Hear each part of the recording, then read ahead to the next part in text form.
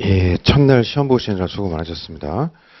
뭐, 첫날이니까 짧게 OT 한번 하죠. 한 10분 정도? 강의 계획서 짧게 보겠습니다. 자, 일단 6주고요. 이번 주부터 이제 8월 초에 끝나죠. 시험이 8월 말이라 끝나고 나면 한 달 조금 안 남아요. 우리가 따로 이제 정리할 수 있는 시간이. 그래서 강의 빠지지 말고 밀리지 않고 진도 범위 놓치지 마시고 잘 이렇게 진행할 수 있으면 좋을 것 같습니다.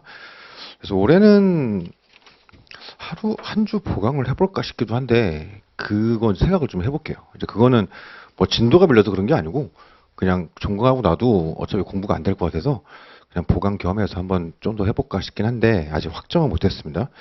아직 학원에서 일정이 나오진 않았는데 보통 종강하고 나면 그 다음 주는 보통 넘어가고 이제 그 다음 주쯤 해가지고 이제 파이널 모의를 보통 봐요. 한 주 하는 경우도 있고 2주 하는 경우도 있는데 올해도 아마 그건 진행이 될 겁니다. 그래서 그거는 그냥 하세요. 그거 한 10,000원 정도 받고 아마 할 텐데 그건 그냥 하시죠. 그래서 그거는 막 우리가 정규 과정에서 안 했던 새로운 거막 뭔가를 하는 게 아니라 그냥 회독 강제 측면이 좀 강합니다. 자, 그래서 일단 일정은 그렇게 보시면 되겠다.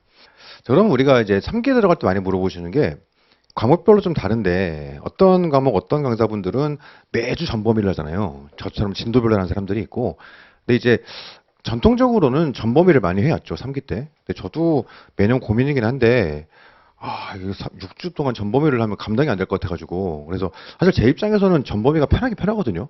왜냐면 문제 만들 때 꼭 그 범위 내에서 내야 되니까 좀 그 압박이 좀 있어요. 그래서 저는 개인적으로 전범위가 편한데 주 1회독이 안 될 수도 있을 것 같아가지고 올해도 고민을 좀 많이 했는데 결국은 그냥 3회독으로 이렇게 하는 걸로 3, 2, 1 이렇게 하는 걸로 했습니다. 그래서 뭐 다음 페이지에 진도표가 있긴 한데 뭐 좀 이따 보고 그래서 3분의 1, 3분의 1씩 3주 동안 나가고요.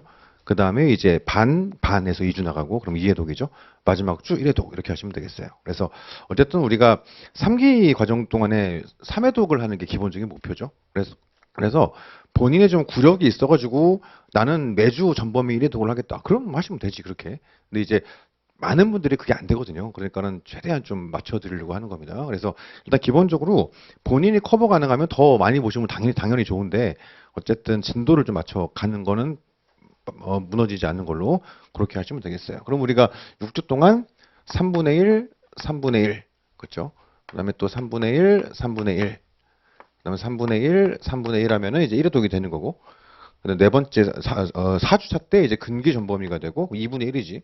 5주차에 노조 전범위하고 플러스 이제 부서법령이나 총론 파트 알파 다 들어가면 또 2분의 1 본 거고 마지막 주에 전범위 이렇게 들어가는 거죠. 자, 그러고 나면 이렇게 3회독을 돌리고 나면은 8월 초에 종강을 하잖아요. 그럼 그때부터 어떻게 할 거냐?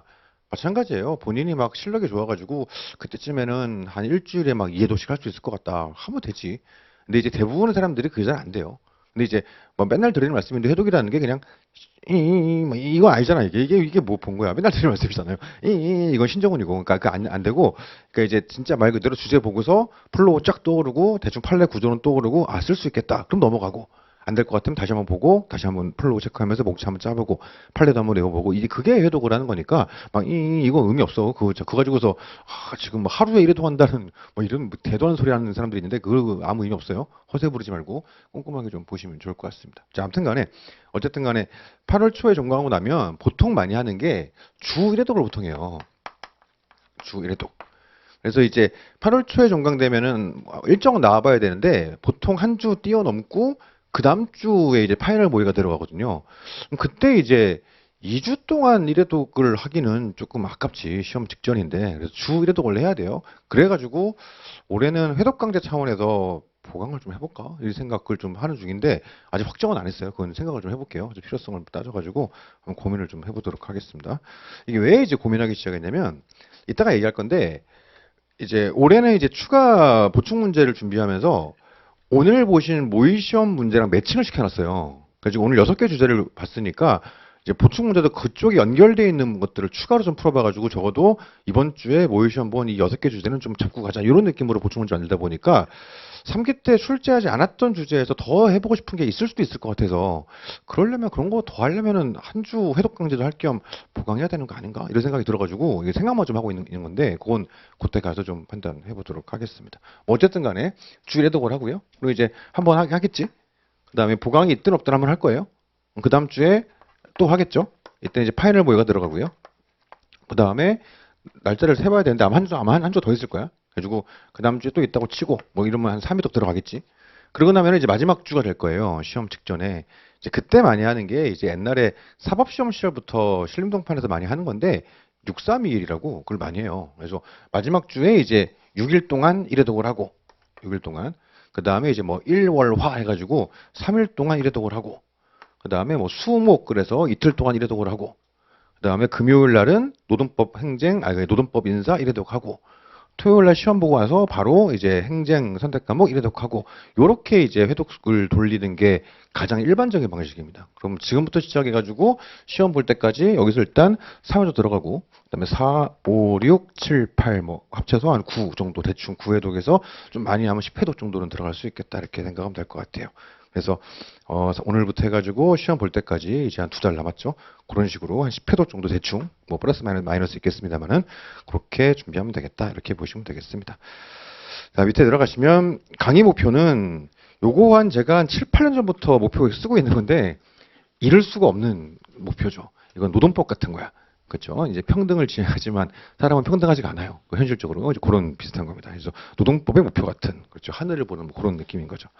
한 27회, 8회 이럴 때 거의 근처까지 갔었는데 그때 써야 되는데 안 됐어. 그때 이제 거의 근처까지 갔었는데 그래가지고 그때 이제 그때는 점유율이 워낙 높아가지고 그럴 수밖에 없었지. 그래가지고 그때는 전원한 다음에 클럽 하나 빌려가지고 범스 클럽 때 합시다 뭐 이렇게 했단 말이지. 합격자 모임으로 클럽에서 합시다. 내가 돈 낼게 하면서 했었는데 안 돼. 지금은 이렇게 안 되지만 뭐 이럴 수 없겠지만 그래도 이런 마음을 가지고서 6주 동안 최선을 다해서 한번 같이 한번 해보죠. 그래서 이런 마음으로 올해 3기도 잘 한번 준비해 보도록 하겠습니다. 자, 그다음에 뭐 강의 진행은 보시면 되고요. 뭐 다음 페이지 넘어가시면 진도표 요거 좀 보고 이번 주는 이제 취업 규칙까지였고 1교시가 2교시가 교섭까지였죠. 다음 주는 1교시가 임금 근로시간 인사까지고요. 그다음에 2교시가 협약 조정 쟁의행위 이렇게 들어가고요. 3주차 때는 이제 마찬가지로 근기법 나머지, 노조법 나머지랑 기타 법령 묶어서 이렇게 들어갑니다. 4주차에 근기법 전범위, 5주차에 나머지 전범위, 6주에는 전범위 말 그대로. 그래서 이거 진도를 꼭 맞춰가지고 좀 꼼꼼하게도 갈 수 있도록 하시면 좋겠고, 특히 이제 최초 3주 같은 경우는 그래도 이제 3분의 1씩 보는 거니까 조금 여유 있거든요. 그래서 서브든 기본서든 좀 꼼꼼하게 보시고, 왜냐면 그다음부터는 점점 빨라질 수밖에 없으니까 힘 조절을 할 수밖에 없고, 최대한 좀 꼼꼼하게 보고 마지막이라는 마음으로 그렇게 들어가시면 좋을 것 같습니다. 그리고 생동차분들 같은 경우에 1차 보느라 너무 힘들었고 지금 막 너무 지쳐 있을 거 아니야. 이제 포기하지 마시고 그분들은 너무 힘드시면 범위 문의하세요. 일단 뭐 OT 자료에도 있는데 범위 문의하시면 3기는 유형 1은 알려드리지 않고요. 3기 일주일에 한 번 시험 보는데 6개 딱 물어와가지고 그것만 이 양심이 없는 거지 그거는. 그래가지고 다 유형 2예요. 12개 알려드리거든요. 이제 그것만 준비해도 6주 하면은 72개를 보는 거잖습니까? 그러니까 괜찮아. 그래서 너무 힘드시면 유형이 범위 문의하셔가지고 딱 그것만 공부해서 오셔서 보이션 보시고 그것도 괜찮을 것 같고, 특히 이제 우리가 1기, 2기 때 했던 AB급 있지 않습니까? 생동차 분들은 좀 모험 걸어도 돼요. 이제 그렇게 좀 힘조절을 확 해가지고 처음에 그래도 돼. 좀 구력이 있는 분들은 그럼 너무 위험하고. 그래서 생동 분들은 그렇게 딱 딴 거 다 버려버리고 그것만 딱 보는 것도 괜찮을 수 있겠다. 그런 말씀을 좀 드립니다. 자, 이렇게 진도표만 보시면 될 것 같고요. OT 자료 뭐 크게 의미가 없는데 짧게 보시죠. 예. 일단 1페이지에 1호반, 5회반 교차 수강이 안 돼요. 특히 이제 올해부터 2기 때도 그랬는데 월요반은 오프 참석을 안 해요. 뭐 이런저런 이유로. 그래서 월요반은 모의시험 보고 나면 사진 찍어가지고 바로 온첨으로 올리거든요. 이제 그런 식이라서 이게 명단을 제가 임의로 해드릴 수가 없어. 그러니까 둘 다 오프를 하게 되면 일단 내라고 하고 채점자들한테 이런 사람이 있을 건데 그 사람은 그냥 하면 됩니다. 이렇게 하면 되는데 온첨 등록을 학원하고 얘기를 해야 되는데 그렇게까지 제가 학원에 말을 하기가 알람 할 수 있는데 미안해서 그렇게 말하기가 그렇게는 좀 어려워요. 그래서 그렇게는 안 되고, 그 다음에 2번 방금 했던 얘기인데 포기하지 말고 범위 문의하세요. 너무 힘들면. 그래서 포기하면 안 돼. 올해 1차 발표 보셔서 아시겠지만 내년에 헬게이트 열려요. 올해 나가야 돼. 1차로 5천 명이 붙었단 말이야. 내년에 어떡하려고. 그러니까 올해 나가야 돼. 그래서 무조건 퍼지지 마시고 내년에 해야지. 안 돼. 내년 너무 힘들 거야. 하지 마시고 올해 나가야 돼. 그러니까 이렇게 하시라도 꾸역꾸역 하세요. 사실 이것도 모든 인간사가 마찬가지긴 한데 수험은 운의 영역이 진짜 커요. 생각보다. 그러니까 작년 같은 경우에 그러니까 근 몇 년간 생동들이 거의 씨가 말랐었는데 작년에 예상치 못하게 생동이 꽤 많았거든요. 그 거의 한 3, 4년 만에 처음이었어요. 그전 3, 4년은 거의 씨가 말랐었거든, 생동들이. 근데 왜 그랬냐면 제가 볼 때는 행정 때문이야. 행정이 말도 안 되게 문제가 나와버리니까 이건 구력에 관계없이 그냥 막 이렇게 되는 거고 거기서 변별이 먼지를 벌어지니까 생동인데도 뭐 행정 70 이러면 붙는 거지 뭐 그렇지 않습니까? 그러니까 이게 사실 좀 운의 영역이 좀 있어요. 그래서 올해도 어떻게 될지 몰라. 물론 올해 행정이 또 그럴 것 같지는 않아요. 제가 생각할 때. 저도 이제 여기저기 알아보니까 그 행정법 그 학계 아카데믹에서 좀 반성이 있는 것 같더라고. 공인노무사 시험인데 우리가 이렇게 해버리면 공인행정사 아니냐 뭐 이런 느낌이 좀 있는 것 같더라고. 그래서 올해는 좀 노멀하게 나올 것 같긴 한데 그 모르지 그거는 까봐야지 하는 거지 않습니까? 그렇죠? 말도 안 되게 내놓고서 이 정도면 노멀한 거 아니야? 이래버리면 말 말이 없어. 그분들이 갑이라 어떻게 할 수가 없어 그거는. 그러니까 아무도 모르는 거예요. 그래서 올해 막 예를 들어서 노동법이야 막 말도 안 되는 불이타 이런 확률이 매우 낮은데 행정이든 막 인사든 이런 거 막 듣도 보도 못한 거 막 이상한 거 나와가지고 막 그거 가지고서 막 변별 막 이렇게 돼가지고 그래버리면 한 과목 터져가지고 붙을 수 있거든. 그러니까는 본인 느끼시기에 아, 난 올해는 안 된 것 같다. 먼저 가게. 뭐 이런 분들도 그렇게 생각하지 마시고 버티면 돼, 버티면. 그래서 매년 보면 내가 어떻게 붙었는지 모르겠고 내가 붙을지 진짜 모르겠다는 분들 되게 많아요. 그러니까 막 어버버버 하면서 이 정도로 붙는다고 막 이렇게 붙는 애들 많거든. 그러니까는 끝까지 포기하지 않는 게 중요하고 특히 올해는 아, 내년에 5천 명이 5천 명 내년에 1차 또 붙으면은 어떻게 할 거야 그거. 그렇죠? 그러니까는 포기하지 말고 끝까지 어떻게든 잘 버티는 걸로 이렇게 하시면 좋겠습니다. 3번 hin조전력 한번 읽어보시고요. 그래서 그 구력이 있는 분들은 다 보세요. 서브에 있는 것들은. 근데 어쨌든 그 구력이 짧은 분들은 모험 걸어도 되니까 그렇게 하시면 됩니다. 자, 다음에 혹시 필요하실까봐 대면 상담을 잡아놨어요. 제가 어제 새벽에 글을 올린다는 게 정신이 없어가지고 일단 화요일 날로 잡아놨거든요. 이거 오늘 저녁에 강의 끝나고 연구실 가가지고 그 신청을 올리겠습니다. 필요하신 분들은 쓰세요. 그 댓글로 신청하시면 되죠. 그래서 일단 화요일 잡은 분은 우리 그 연구실장님 잡아놨어요. 그래가지고 어쨌든 같이 1년 동안 일하신 분이니까 뭐 이제 구력도 좀 되시고 하시니까 혹시 뭐 필요한 거 있으시면 과목에 관계없이 물어보실 수 있게 그렇게 오늘 저녁에 신청을 올릴 테니까 필요하신 분들 활용하시고 3기는 대면 상담 잡아보면 신청률이 되게 낮아요. 다들 공부하느라 바빠가지고 굳이 상담하러 오는 사람들 많지 않거든. 보통 상담하러 오시는 분들은 막 공부에 도움받으려고 온다기보다는 마음이 힘들어서 막 이런 분들이 많아. 그래서 3기 때는 웬만하면 잘 안 하는데 혹시 필요하시면 요청을 주시면 컨셉 맞는 분 찾아가지고 이렇게 하도록 하겠습니다. 다반첨사 맨날 하던 얘기죠. 보시면 되고요.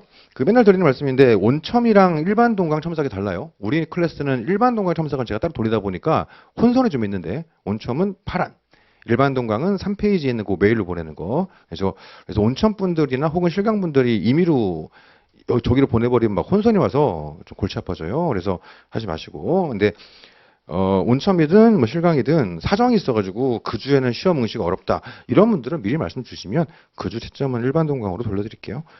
그 첨삭으로 그 정도로 하시면 되겠습니다. 자, 뭐 그 뒤에는 맨날 하는 얘기니까 그냥 읽어보시면 될 것 같고 5페이지에 지난 1년 동안 우리가 달려왔던 것들이 마지막 2달 잘 정리해가지고 시험 붙으려고 하는 거거든요. 그래서 막판에 보는 게 정말 중요하고 마지막 2달이 정말 중요하니까 자꾸 포기하는 분들이 많아가지고 그 마음 힘든 거 알겠는데 포기하지 마시고 매년 드리는 말씀인데 한 2달만 잘 같이 한번 버티보면 좋을 것 같습니다. 자, 오늘자 예시답안 들어가시죠. 자, 1문이에요. 1-1문 근로기준법상 근로자입니다. 이 문제를 만들면서 계속 고민을 했어요. 30으로 할까 25로 할까. 그러니까 실제 시험에서 이거는 30으로 나올 수도 있고 25로 나올 수도 있어요. 그래가지고 제가 생각할 때는 30으로 해야 될 것 같은데 30으로 할까 25로 할까 하다가 2교시를 이미 30으로 해놨단 말이지. 2교시를 30, 20을 해놨는데 1교시도 그렇게 하기가 조금 뭐해가지고 1교시는 그냥 25, 25 이렇게 했습니다. 그래서 약간 양이 좀 치였을 것 같기는 해요. 그래가지고 그건 좀 감안하시면 좋겠다. 이렇게 보시면 되겠습니다. 자, 우리가 일반적으로 이 플랫폼 쪽은 항상 정리했던 게 근기법상 근로자죠. 그래가지고 맨날 하는 것처럼 근기법상 근로자 논점으로 이렇게 들어가시면 됩니다. 그래서 기본적인 논점은 근기법상 근로자니까 2조 1항 1호 들어가면 되고 그다음 판례 입장해가지고 3단 구조로 돼 있죠. 계약의 형식이 중요한 게 아니고 실질을 봐야 된다. 이 실질은 뭘 볼 거냐? 종속성이 있어야 돼. 이 종속은 판례는 그냥 종속이라고 하지만 인적 종속을 말하는 거잖아요. 그래서 그렇게 쓴 분들이 없겠지만 만약에 여기다가 막 경제적 조직적 종속 그럼 큰일 납니다. 그거는 대참사지. 그래가지고 그거 생각할 수 있고요. 그러면 이 종속성 구체적으로 어떻게 판단할 거냐. 여기서 나오는 게 내취상 씨의 슬픈 이야기죠. 내취상 씨가 시장에 가서 비상계를 먹고 유장과 대장이 계전하여 급세사였다. 이게 있고 이 중에서 급세사는 사용자가 경제적으로 우월한 지위를 이용하여 임의로 정할 여지가 크기 때문에 여기에 해당하지 않는다는 이유만으로 쉽게 부정해서는 안 돼.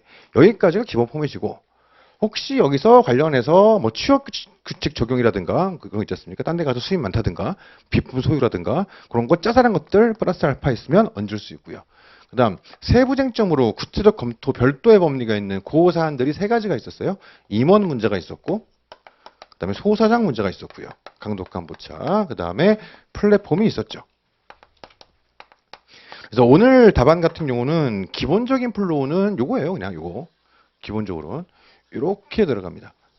근데 요거 이제 이기 때 말씀을 드렸는데 사실 이 플랫폼은 엄밀히 말하면은 근로자 논점만 있는 건 아니에요. 사용자 논점이 있지 일부. 그래가지고 사실 교재에서 이 판례가 두 문단으로 돼 있지 않습니까? 두 개를 찢어가지고 얘는 근로자, 얘는 사용자 찢는 게 맞긴 맞아요. 근데 그래버리면 제가 생각할 때 많은 분들이 이 호환이 안 될 것 같은 거야. 이제 한쪽에 몰아넣거든요. 그래가지고 하나로 잡는다.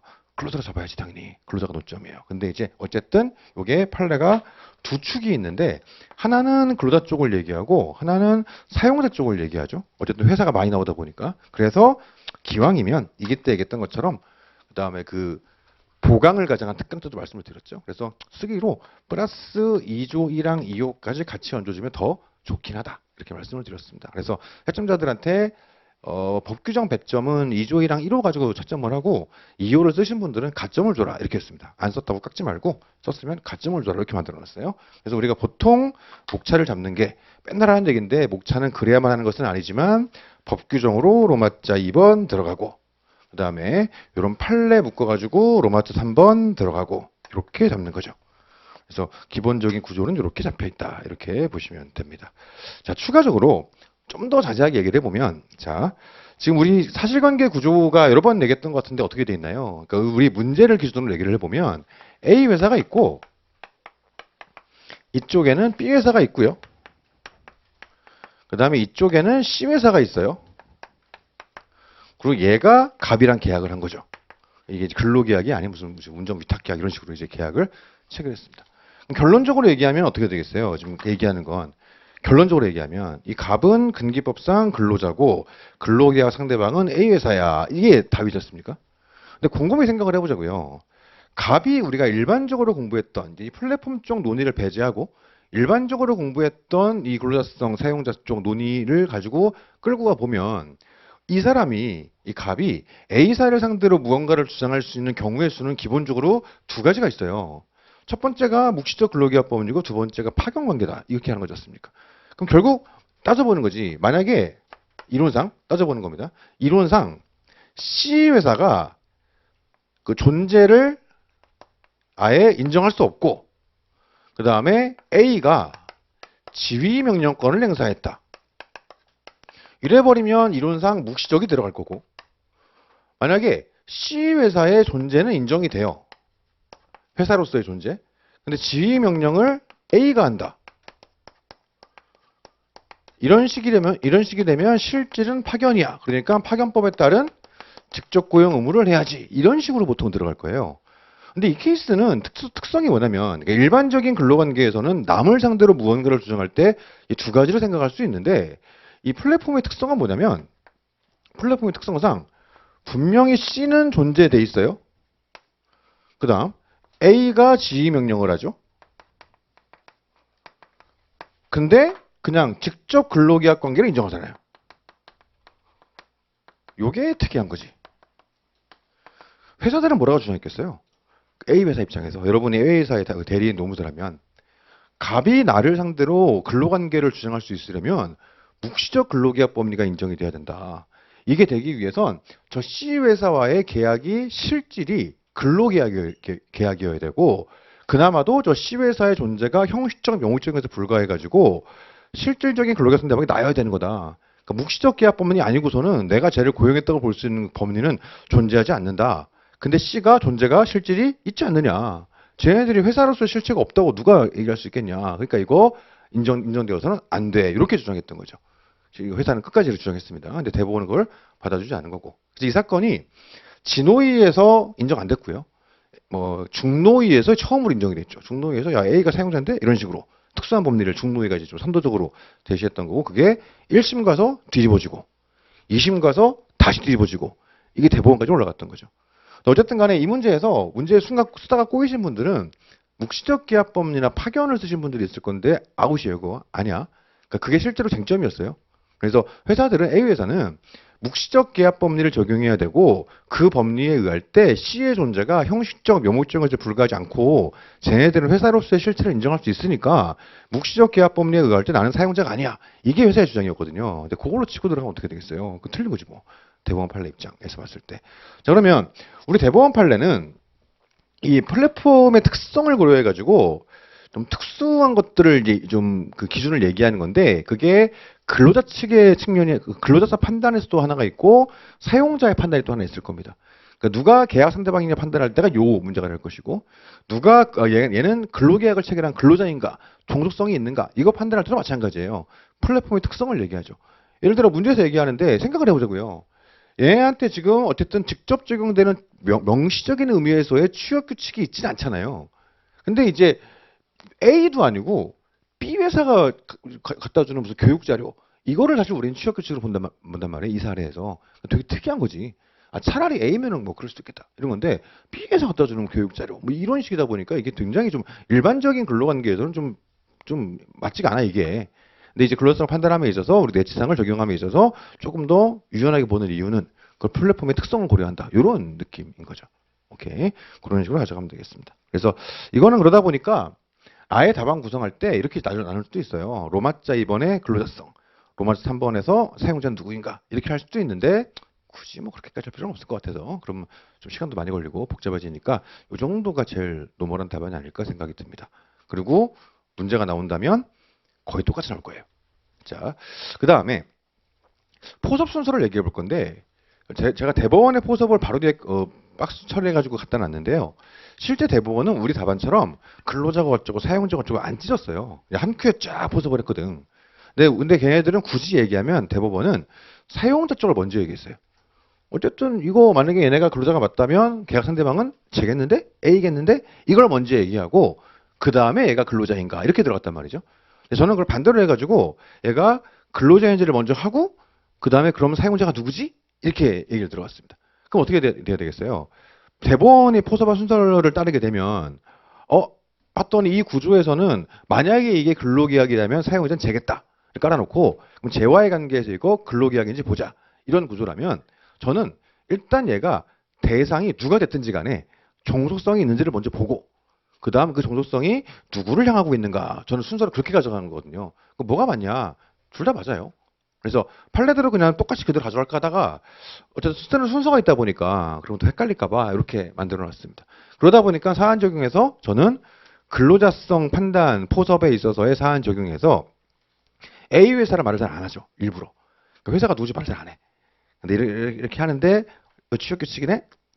상당한 지시감독을 받네? 뭐 이렇게 좀 뭉개고 넘어가지 A 회사야 이런 걸 잘 안 하죠. 그러면 이제 뒤가 좀 애매해지니까 그런 이유 때문에 그렇다. 제가 순서를 근로자를 먼저 하려다 보니까 어쨌든 상대가 누군지 모르겠지만 얘 업무 수행 과정에서 지휘감 독과 이런 게 있구만. 종속성이 있구만. 그리고 봤더니 그 실제 그 행사하는 게 째구만. 뭐 이런 느낌으로 흐름을 가져가는 거니까 그런 구조로 좀 보시면 되겠습니다. 그래가지고 답안 틀은 이렇게 보시고요. 문제 한번 보시죠. 하나씩 문장별로 봅시다.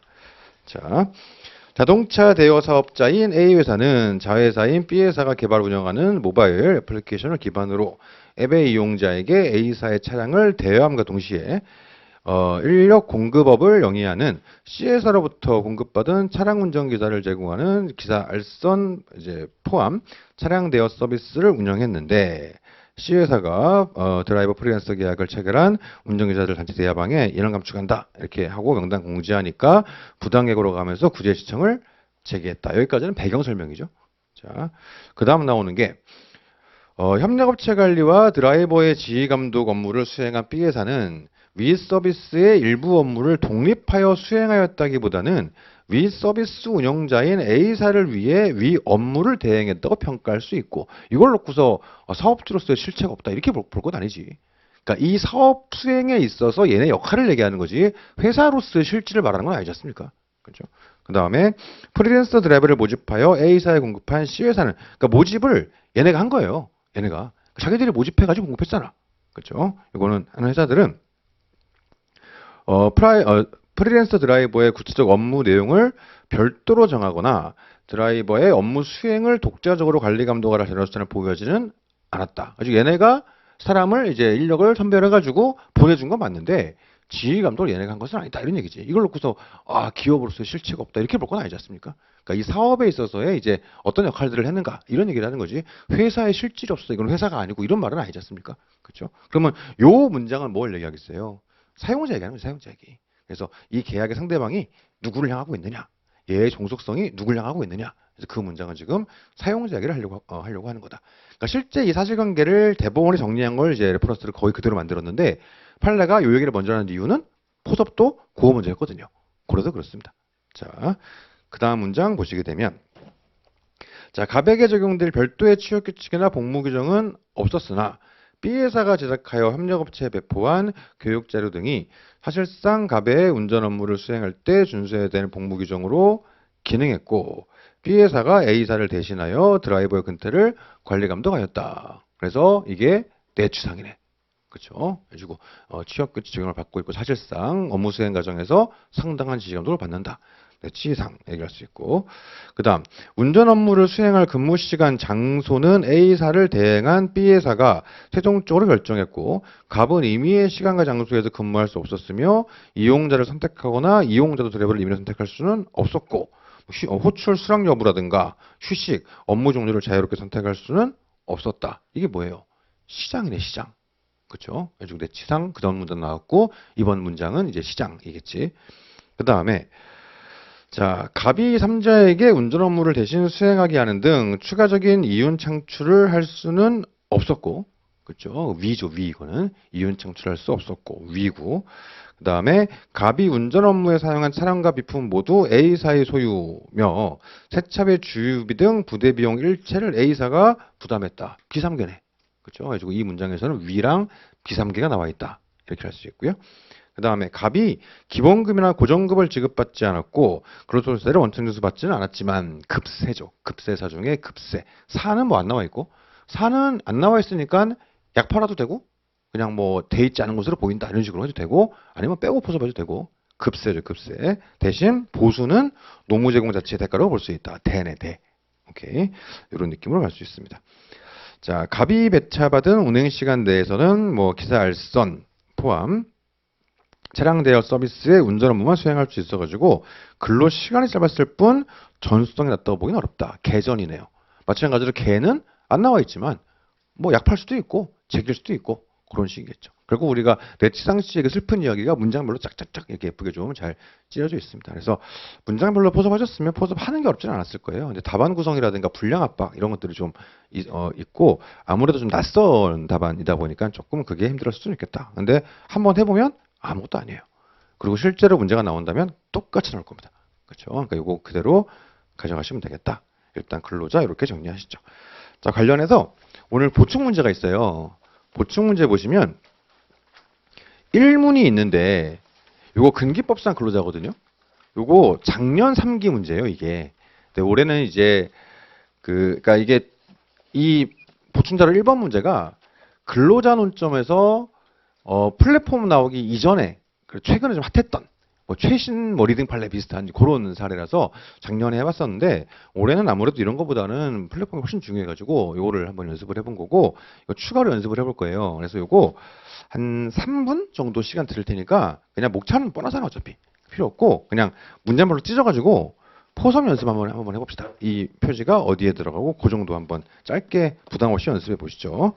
그래서 요거는 좀 사실관계가 특이해서 마찬가지로 한 번 해보면 아무것도 아닌데 낯설 수가 있어요. 이게 사실관계가 특이해가지고 이제 그런 느낌으로 한번 보시면 좋겠습니다. 한 3분 정도 드릴게요. 한번 해보시죠.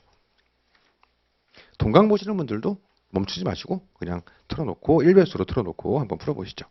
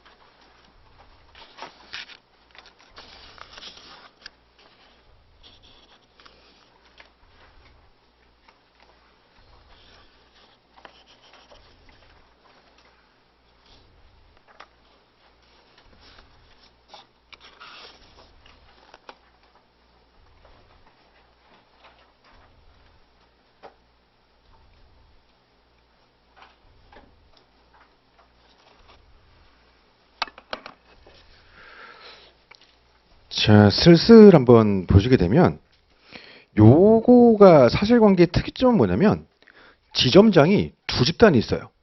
그러니까 소위 말하는 근로자성이 문제가 아예 안 되는 정규직 지점장이 있고 그 다음에 요 사람들이 있는 거야. 그렇죠? 그러니까 근로자성이 부인된다고 얘기되는 그 사람들이 있는 겁니다. 그러니까 두 개를 좀 비교해 볼 수 있겠죠. 그 첫 번째 도입부에서 위에 문장 쭉 보시게 되면은 뭐 배경 설명 쭉 나오다가 계약의 형식이 나오죠. 그래가지고 요거 계약의 형식이 뭐 보험 어디 갔어? 그 그쵸. 지점장 추가 업무 위탁 계약. 이 계약 형식이 이거죠. 그리고 계약 형식이 근로계약이 아닌 위탁 계약이에요. 결국 실질을 봐야 되겠지. 그러고 나서 그 윗부분에 그 사실관계 좀 설명 그 계약의 그 형식 나온 다음에 그 다음 문장쯤 나오는 게 뭐냐면 매년 무슨 영업 재기준 규정이 어째서 뭐 운영비를 지급해가지고 애가 사무실 운영비를 따로 투입하지 않고 이런 얘기 하지 않습니까? 이런 것들이 결국 뭐 비삼계겠지 뭐 비삼계. 뭐 굳이 얘기하면 위까지 추가할 수도 있을 것 같고 그런 것들이겠죠. 그래가지고 업무 수행 과정에서 소요되는 비용들은 당연히 저쪽에서 부담하는 거니까 이런 것들 생각할 수 있고요. 그 다음에 사실관계가 겁나 긴데 거의 한 반 페이지 정도가 내추상 얘기가 쭉 나오지 않습니까? 그러다가 1페이지 좀 밑에 부분 가보시게 되면 근데 취업 규칙은 적용되지 않는군. 근데 그것도 우리가 저쪽에서 플러스 알파에서 보던 그런 판례잖아요. 사례집에 있는 그거. 그렇죠. 일부 사례에서는 취업 규칙 적용 여부 역시 사용자가 경제적으로 우월한지를 이용해서 윤호정 여지가 큰 부차적 요소로 보기도 하였다. 그거 생각할 수 있고. 그리고 1페이지 맨 밑에 가보시면 결국 시장이네, 시장. 그래가지고 1페이지에 있는 사실관계가 윗부분에서는 계약의 형식이 나오고 근로계약은 아니군. 계약의 형식이 근로계약이면 근로계약이겠죠. 형식이 근로계약인데 그게 근로계약이 아닐 리가 있나? 근데 어쨌든 형식은 근로계약이 아니다. 그러니까 실질을 봐야 되겠다. 도입부에 나오는 게 사실은 비삼계 혹은 위까지 얘기할 수 있고 그 밑에 겁나 길게 내치상에 나오다가 근데 취업규칙은 적용되지 않네. 대신 시장 이런 식이지 않습니까? 이게 1페이지의 사실관계 구조죠. 다음 페이지 넘어가시면 자, 이 페이지에서 맨 위에 줄까지 이제 뭐 시장이 나왔던 거고 그 다음에 수수료 문제가 나와요. 그래가지고 기본적으로 대구나 보수의 노무대가성 그런 얘기하다가 조금 내려가면 기본급이 나오네. 그렇죠? 그래가지고 기본급 문제 뭐 세사는 딱히 안 나와 있습니다만은 그렇죠? 그래가지고 기본급이 나오는구나 이렇게 생각할 수 있습니다. 이상의 점을 종합해 보면 클로저지 뭐 이거는 그렇죠. 그래가지고 요게 어쨌든 플랫폼이 아니었으면은 사실 근로자 쪽 사례들은 워낙에 많아요. 너무 많은데 최근 판례 중에서 뭐 최신 리딩 판례로 평가되는 판례라서 한번 풀어봤고요. 이거는 그것만 이해하면 아무것도 아니에요. 사실관계에서 정규직 지점장이랑 이런 애들이 일종의 투트랙으로 있더라. 그것만 이해하고 보시면 별거 아니거든. 한번 해보면 아무것도 아닌데 처음 보면 헉 할 수 있는 한번 해보면 아무것도 아닌데 그 정도로 좀 볼 수 있습니다. 자, 깔아놓고 다시 오늘자 예시답안 가서 1-2문 가볼게요. 1-2문. 자, 일단 1-1문 끝부분에 요 레퍼런스 판례에 하나밖에 없죠. 플랫폼 판례. 이 판례에서 실제 대법원이 어떻게 포섭했는가를 갖다 놨어요. 그래서 제가 볼 때 실제로 문제가 나온다면 오늘 제가 냈던 거 이상 내기 쉽지 않아요. 그래서 거의 똑같을 거라 보는데 어쨌든 간에 좀 더 자세하게 된다면 이렇게 될 수 있다. 그래서 실제 대법원이 포섭한 내용들을 복습하시면서 한번 읽어보시면 뭐 이거 외우라는 거 아니고 뭐 읽어보시면 조금 도움 될 겁니다. 그리고 좀 특이한 게 있는데 이게 보면 예를 들어서 6페이지부터 한번 보시면 6페이지부터 반가로 가 그래가지고 F 서비스의 사업 구조와 원고 D2의 역할 돼 있지 않습니까? 엄청 긴데 이게 결국 사용자 논점이에요. 이걸 먼저 깔고 들어갔다. 보기 하나 있고 그 다음에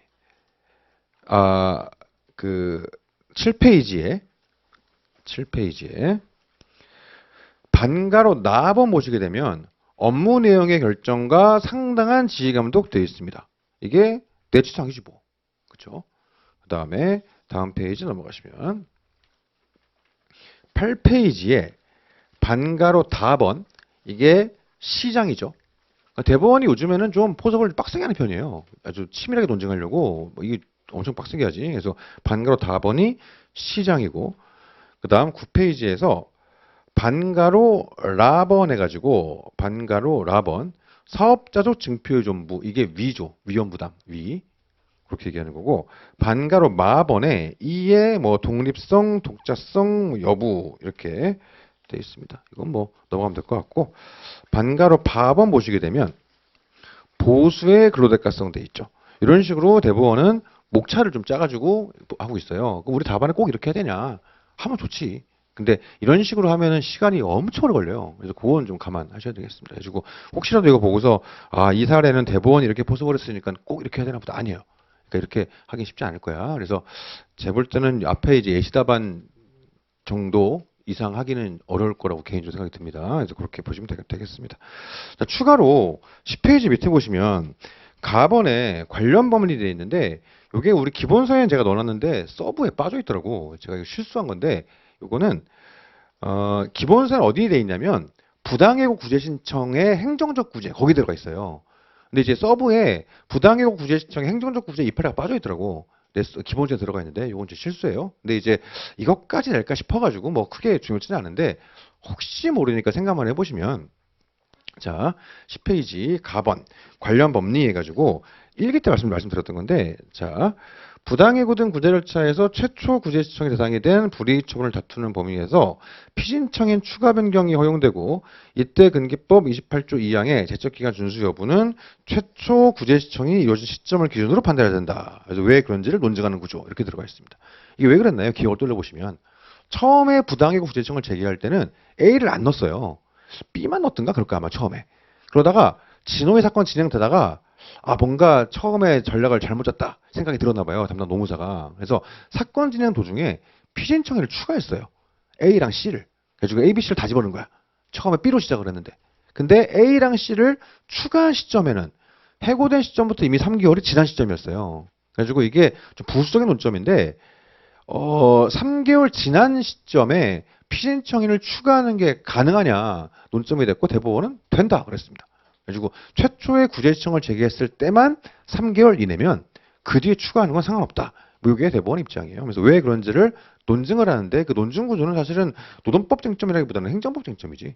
그래서 이거는 굳이 논거까지만 외우라고 할 건 아닌 게 이걸 쓸 정도의 문제면 얘만 물어야 되는데 그럴 리가 있나. 분명히 앞에 물으면서 같이 물어 모를까? 얘만 물을 리가 없지. 행정은 그럴 수도 있겠다. 노동법에서는 얘만 물을 리가 없어요. 만약에 노동법에서 얘만 물었다. 그럼 로마자 2번이 28조 복귀전 들어가고 3번에 논거 결론해가지고 요 판례를 쓰는 걸 텐데 에이 그렇게 될 리가 있나. 낸다면 굳이 낸다면 이 논점에다가 부수적인 논점으로 엮어내겠죠. 근데 그래버리면 문제가 너무 커져가지고 뭐 낼까 싶어요. 근데 혹시 모르니까 결론 정도는 기억하고 있자. 이 정도만 보면 되겠습니다. 넘어가시죠. 자, 1-2문을 가보시면 1-2문 취업규칙의 불이익 변경이에요. 근데 요거 한번 생각을 해보시면 일단 우리가 2기 때 썼던 게 불이익 판단 기준을 썼지 않습니까? 3기 때는 그래서 문제에서 불이익이라고 깔아버렸죠. 근데 어디서 이게 불이익인지를 검토하겠으면 아무 의미 없지. 문제에서 계속 불이익하게 변경했다고 이 불이익 변경이 계속 불이익이라고 하는데 이 문제에서는 불이익은 논점이 아니겠다. 결국 동의의 절차 문제겠죠. 그에 따른 효과 문제가 있을 것이고. 자, 그럼 우리가 취업규칙 불이익 변경에 있어서의 절차를 얘기하면 그 안에서 두 가지를 얘기하죠. 주체를 얘기하고 그 다음에 방법을 얘기하고 누구한테 어떻게 동의를 받아야 됨. 이걸 얘기하는 거지. 자, 그러고 나서 여기는 절차가 적법함? 이래 물어본 게 아니고 효력이 있음? 이런 식이니까 그 뒤에 효력까지도 같이 써야 될 거예요. 그래가지고 이런 것들을 검토를 해보고 그 다음 들어갈 수 있는 게 경우의 수가 두 가지죠. 동의를 받은 경우가 있고 동의를 안 받은 경우가 있을 거예요. 그럼 만약에 동의를 받았다. 그래버리면 원칙적으로는 효력이 인정이 되겠지만 여기에 따른 예외가 있겠죠. 강행복귀 위반이라든가 뭐 잠탈 이런 게 있겠지. 그 다음 동의를 안 받았다. 원칙적으로 무효겠지만 여기에 따른 예외가 있겠죠. 예를 들어서 사통합이 아니라 집단적 동의권 남용이라든가 신규 입사자 법률 이런 게 있겠지. 자, 그래가지고 저는 지금 이거를 답안을 법규정 판례로 안 하고 얘를 로마자 2번으로 하고 얘를 로마자 3번으로 했어요. 좀 논의를 자연스럽게 끌고 가기 위해서. 왜냐면은 그냥 법규정 판례 이래버리면은 아직 중간 포섭을 안 했는데 뭐 하나만 찍어서 쓰기가 좀 애매해가지고 일부러 이렇게 한 건데 이래야만 되는가 뭐 그건 아니고 버프 규정 판례 상관없습니다. 구사조 깔아놓고서 판례 3번에다가 뭐 판례 1, 판례 2 상관없어요. 상관없는데 저는 이제 논의를 좀 더 자연스럽게 하기 위해서 로마자 2, 3을 했다. 이런 거고. 대신에 이제 이게 생각보다 확 꼬일 수 있는 게 예를 들어 이거 판단을 해봤더니 동의를 받았대요. 근데 갑자기 뒤에 가가지고는 뭐 집단적 동의권 남용을 쓰고 막 이건 말도 안 되는 거지. 그다음 여기서 동의를 안 받았대. 그래놓고 뒤에 가가지고는 뭐 잠탈이 어쩌고 강행복귀가 어쩌고 말이 안 되는 거죠. 생각보다 그런 분들이 있을 수 있어요. 그걸 한번 생각을 해보시죠. 얘기가 앞뒤가 안 맞잖아. 앞에서 분명히 동의를 받았다고 해놓고서 갑자기 뒤에 가서 집단적 동의권 남용 이건 빵점이지 그거는 아예. 학원에서는 이 뒤에를 점수를 안 주겠죠. 실제는 빵점이야 빵점. 그거는 말이 안 돼요. 그거 한번 생각할 수 있고요. 이 얘기를 왜 하냐면 어쨌든 답은 이거는 동의를 받았다가 답이에요. 그렇긴 한데 이 마지막 문장 그것 때문에 동의를 안 받았다고 푼 분들이 있을 수 있거든. 그래서 차라리 마지막 그 문장 때문에 동의를 이거는 제대로 안 받은 거다. 사용자의 개입 간섭이 있었다. 왜 안 나가고 서 있냐? 위축되게 안 나가고 서 있었으니까 이거는 개입 간섭이 있었어. 라고 하면은 동의를 못 받은 거니까 그 다음에 이거 쓰는 건 차라리 그럴 수 있지. 근데 앞에서 동의를 받았다 이래놓고서 뒤에 이걸 쓴다. 이거는 빵점이지 이거는. 그걸 한번 생각을 해보시죠. 오케이. 근데 이거를 동의를 못 받은 걸로 볼 수 있냐? 쉽지 않아요. 사실은 이제 이 판례에, 그러니까 이제 문제의 이제 모티브가 되었던 판례를 보면 조금 애매하긴 해, 이게 사실은. 이 정도로 동의를 받았다고 하기가 좀 애매한 면이 사실 있긴 있거든요. 근데 제가 그 문제를 갖고 오면서 최대한 다듬었어요. 이건 도저히 동의를 안 받은 걸로 볼 수 없게 다듬었다 보니까 이거는 동의를 안 받은 거라고 보기는 어려워요. 이 정도로 가지고 개입 간섭이라고 보기는 좀 어렵지. 아니, 설명 홍보한 다음에 그 팀장이 예를 들어 안 나가고 옆에 앉아있을 때 한들 문제 나와 있잖아요. 자유로운 토론을 했다며. 자유로운 논의를 거쳐가지고 찬반의 의견을 집약했던 문제 떡하니 나와 있지 않습니까? 그 일부 앉아있다고 한들 그것 때문에 무조건 개입 간섭이야. 이거는 좀 그래. 애들도 아니고 다 큰 성인이 옆에 좀 있다고 말 못하고 그러면 어떡하나. 그렇잖아요. 그러니까 이 정도는 할 수 있어야지. 그렇죠? 그래서 이 정도 가지고서 사용자의 개입 간섭이라고 보기 좀 어려워요. 근데 예를 들어서 이 사람이 안 나가고 있다가 그냥 앉아 있는 게 아니라 막 협박하고 막 내가 지금 다 나 귀 듣고 있어. 그러면서 나 보고 있어. 내 눈 하면서 이렇게 막 영상 찍고 막 예를 들어서 이러면 또 모르겠다. 근데 그냥 일부 좀 안 나가고 옆에 앉아 있었던 거 가지고서 막 이거는 자유로운 의사 형성을 방해하는 개입 간섭이고 막 이렇게 보기 좀 어렵습니다. 도저히. 자, 그래서 답이 있는 문제다. 그렇게 좀 보시면 될 것 같아요. 자, 깔아놓고서 오늘 그 추가 사례 자료 자 보시게 되면 추가 사례 자료 가보시죠. 7페이지 보시면 실전 연습 문제 그 보충 문제 2번이 있죠. 이것도 답만 한번 내려보시죠. 이거는 답을 쉬워요. 답 내리고 목차를 한번 짜보세요. 목차. 답을 내리고 목차를 한번 짜보자. 자, 효과를 묻진 않았어요. 어떤 절차를 거쳐야 되는가 물었죠. 효과를 묻지 않고. 그래서 이건 목차만 짜보시죠. 답은 쉬워. 답 빨리 내리고 목차 한번 짜보시죠. 이것도 한 3분 드릴게요.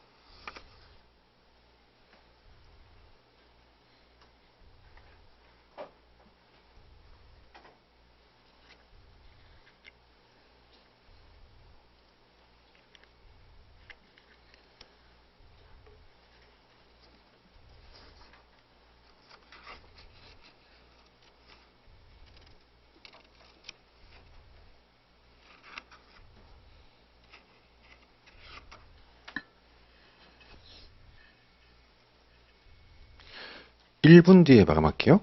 다음 내리고 목차 한번 짜보시죠. 예.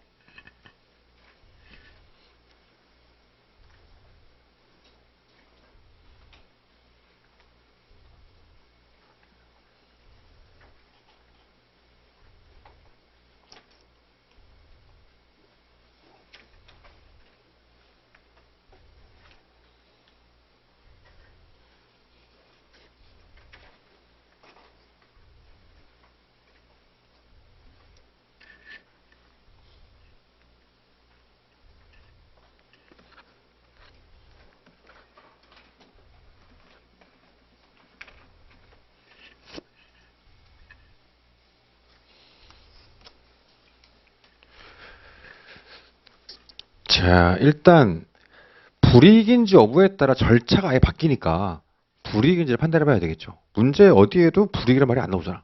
그러니까 불이익인지를 검토를 해봐야 되겠다 되어 있습니다.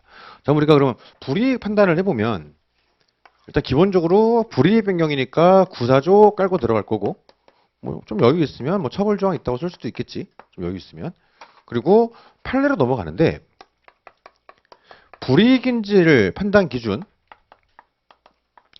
기준이라고 하면 판례가 제시하는 뭐 기득의 이익이 어쩌고 기본 원칙이 있을 거예요. 그리고 플러스로 넘어갈 수 있는 몇 가지가 있죠. 뭐 신설하는 게 있었고 일부 요소 유불리가 있었고 그리고 근로자 먼저 합시다. 근로자 유불리가 있었고 그 다음에 일부 요소 유불리가 있었고 그 다음에 일부 조건 유불리가 있었고 여기에 뭐 기본 원칙이 있고 상호 연계된 경우가 있었죠. 사실 이 요소 유불이랑 상호 연계는 사실은 그 말이 그 말이고 이렇게 볼 수 있습니다. 그럼 이 문제에서 뭐냐? 일단 여기까지 써야 되고 그 다음에 문제인데 일반적으로 이 문제는 예를 보통 얘기해요. 일부 근로자 유불리. 바뀐 이후에 누군가는 분명히 좋아지는데 누군가는 분명히 안 좋아지는구나. 그래서 메인 논점은 얘가 맞아. 근데 풀다 보면 얘도 연결되는 거 아닌가? 이 생각이 드는 거죠. 어쨌든 바뀐 내용들을 봤을 때 상방이 더 올라갔으니까 좋아진 면도 있고 하방이 다운되니까 안 좋아진 면도 있고 이거를 종합적으로 봐야 되겠다. 종합적으로 보니까 결국 누군가는 유리해지고 누군가는 불리해지겠구나. 이렇게 논리를 전개하는 분들도 계시는데 그것도 맞아요. 틀린 게 아니지. 그래서 여기는 굳이 여기까지 막 꼭 타야 되는 건 아니다 보니까 너무 명확하잖아. 누군가는 더 많이 받고 누군가는 덜 받겠지 당연히. 너무 명확하니까 이걸 보통 쓰는데 이 논리 구조를 이번 바뀐 내용들을 봤더니 바뀐 내용 자체가 상방이 뚫렸으니까 일부 조건은 좋아지고 하방이 다운됐으니까 일부 조건은 안 좋아졌고 그러니까 종합적으로 봐야 되겠다. 종합적으로 보니까 결과물이 누군가는 좋아지고 누군가는 안 좋아지겠구나. 이렇게 논리를 전개하는 것도 맞아요. 그렇게 해야만 하는 것은 아니지만 왜냐하면 아까 얘기했던 것처럼 이런 문제는 누군가 분리해 주는 게 너무 명확해서 이렇게 쓰면 됩니다만은 목차 짜실 때 이걸 타서 일로 넘어갔다. 그것도 맞다. 그렇게 해야만 하는 것은 아니지만 또 그 말씀을 드릴게요. 자, 그 다음에 불이익을 판단할 때 조금 헷갈릴 수 있는 게 밑에 사원들 걔네들도 승진하면 대리급 이상 될 거지 않습니까? 근데 걔네들 입장에서 순간 이럴 수가 있어요.